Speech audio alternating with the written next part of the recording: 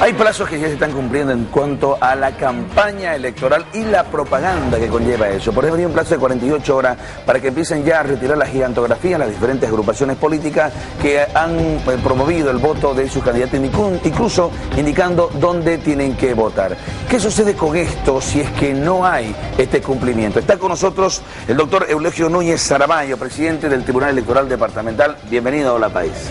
Jorge, siempre es muy grato compartir contigo información electoral. Ahora, ¿cuándo se vence este plazo para que las agrupaciones políticas quiten las gigantografías? Desde el día viernes pasado, Jorge, hemos ido notificando y hemos continuado inclusive este lunes, ¿no? Ayer inclusive, porque tenemos que notificar a 56 municipios que tiene el departamento de Santa Cruz. Ya ha sido notificado este lunes, por ejemplo, la gobernación. La anterior semana ya fue también el gobierno municipal de Ciudad Capital, ¿no?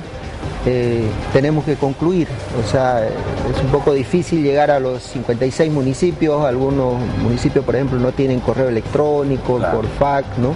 Y a medida que vamos notificando, al momento que reciben, tienen 48 horas para retirar las gigantografías o vallas donde exista la imagen de algún candidato o candidata que está participando y que está habilitado para estas elecciones subnacionales, ¿no? Y el primer reporte que hemos recibido el día de ayer de nuestra unidad de CIFDE es que, bueno, tanto el gobierno municipal de Santa Cruz, también la gobernación ya inició con el retiro de las vallas gigantografías que tiene, donde está mostrando la imagen de un candidato o candidata, ¿no? Eso es lo que está... hemos tenido una respuesta positiva, yo diría, de las organizaciones políticas, y eso es muy importante, Jorge, porque tiene que cumplirse la normativa electoral para que no tengan dificultades, en este caso, las instancias públicas, funcionarios públicos o las mismas organizaciones políticas, porque una prohibición en la ley es de que no se pueden utilizar fondos públicos para promocionar determinada candidatura, ¿no? Ahora, ¿quién es el responsable para quitar estas gigantografías? ¿El propio partido político? ¿Tiene que ser el municipio?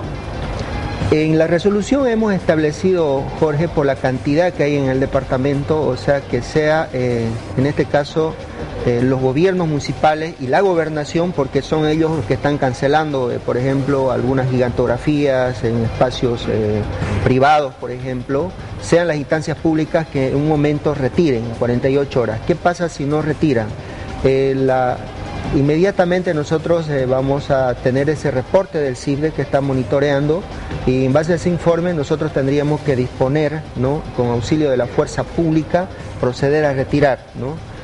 Ojalá no lleguemos a este momento, ¿no?, porque es también complejo para nosotros que estamos concentrados ahorita en garantizar las elecciones. Ojalá lo hagan, en este caso la organización política, la instancia pública que corresponde. Si es que, supónganse que no cumplen con esto, nosotros estamos obligados a hacerles, por un lado, con la fuerza pública, retirar esto, pero por el otro lado también, si es una entidad pública, Jorge, tenemos que remitir nosotros los antecedentes a la Contraloría General del Estado, ¿no? Y si algún funcionario público, por ejemplo, está involucrado en actos de campaña, en horas de oficina, nosotros también tenemos que remitir esto a la Contraloría. ¿Hay vallas que son permitidas? Ahora ya estamos en el periodo de propaganda electoral en actos públicos de campaña. O sea, ¿qué implica eso? O sea, las fuerzas políticas ya pueden mostrar toda su capacidad movilizadora que tienen, mostrando la imagen de su candidato, mostrando su programa, pueden fijar vallas, afiches, pues, gigantografías, pero la organización política que está llevando adelante promocionando a su candidato, eso está permitido, o sea, eso pueden hacer. Lo que no está permitido es todavía la propaganda en medios de comunicación, espacios pagados, eso no está. Entonces, esto de las vallas, para que quede un poco claro, ¿deben ser retiradas o no? Las vallas que tienen, de pronto ves, Jorge, la imagen de un candidato, ya, y dice gobierno municipal, por decir, gobierno municipal entrega 100 obras, ¿no? Ajá. Es gobierno municipal el que lo ha puesto eso, y aparece la imagen de algún ex autoridad, por decir, municipal o departamental, y aparece su imagen. Esa tiene que ser quitada. Pero si ese candidato, por ejemplo, y ya estamos en actos públicos de campaña, de pronto el candidato, su organización política pone una gigantografía, una valla, y ya está permitido, eso no hay problema. El problema es que se esté utilizando fondos públicos, o sea, de los gobiernos municipales o la gobernación. Ahora, o del gobierno central. ¿En qué consiste ese centro de monitoreo a medios de comunicación? Porque crea cierta susceptibilidad al hecho de que se controlan los medios, pero para aclarar un poquito, específicamente, ¿cuál es el rol que se va a cumplir acá? Simplemente la ley, Jorge, establece, por dar un ejemplo, no está permitido la propaganda electoral en medios de comunicación, espacios pagados. Entonces este centro está monitoreando si alguna fuerza política, por ejemplo, de pronto ya está, no se está pagando una propaganda en algún medio, o sea, no está permitido, está prohibido. Entonces este centro lo que hace es monitorear eso y obviamente va a emitir un informe, se va a realizar las acciones que correspondan, tanto para la fuerza política como para el medio de comunicación. Pero simplemente es eso, por ejemplo, ¿no? O sea, o de pronto, cuando ya lleguemos al momento de que se realiza la campaña propaganda electoral en los medios de comunicación, ¿qué pasa? De pronto aparece imagen de un niño, por decir, no está permitido. O de pronto aparece símbolos patrios que está utilizando un candidato, ¿no? No está permitido, ¿no? O también está utilizando entrega de obras públicas, ¿no? De su gestión, si es una ex autoridad, de pronto está difundiendo eso, no está permitido. Entonces vamos monitoreando y eso se va notificando a la fuerza política como también al medio de comunicación. Ahora, el caso de Rubén Darío Ardaya, que ha sido inhabilitado, ¿cómo está esta situación? Él dice que va a impugnar, que hay intereses ocultos detrás de todo esto. Este caso, Jorge, en principio nosotros habilitamos al señor Ardaya. Sí, habilitamos porque, imagínense, teníamos que revisar 2.505 carpetas que nos llegaron y de eso nosotros inhabilitamos solo a 84, ¿no? Y 1.045 no lograron presentar ningún documento y quedaron también inhabilitados, no por acción directa de nosotros, sino por lo que no presentaron sus delegados su documento. Y dentro de los habilitados estaba el señor Ardaya, pero nos llegaron 2 denuncias indicando de que él no nos había presentado el requisito de la libreta del servicio militar. Y evidentemente cuando empezamos a revisar y le notificamos a su delegado para que pudiera sustentar, digamos, porque nos indicaban que nos había presentado una fotocopia simple a colores de su certificación especial de la libreta, ¿no?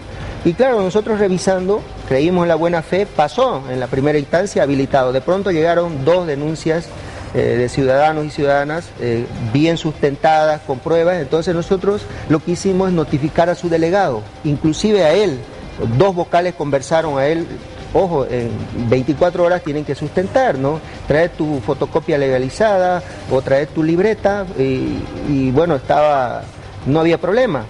Pero de pronto más bien nos llega, del delegado de su organización política, nos llega un memorial donde dice: señores, tienen razón ustedes y los que han denunciado tienen razón, porque lo que yo como delegado político hemos presentado es una fotocopia simple de ustedes, entonces procedan como corresponde en ley.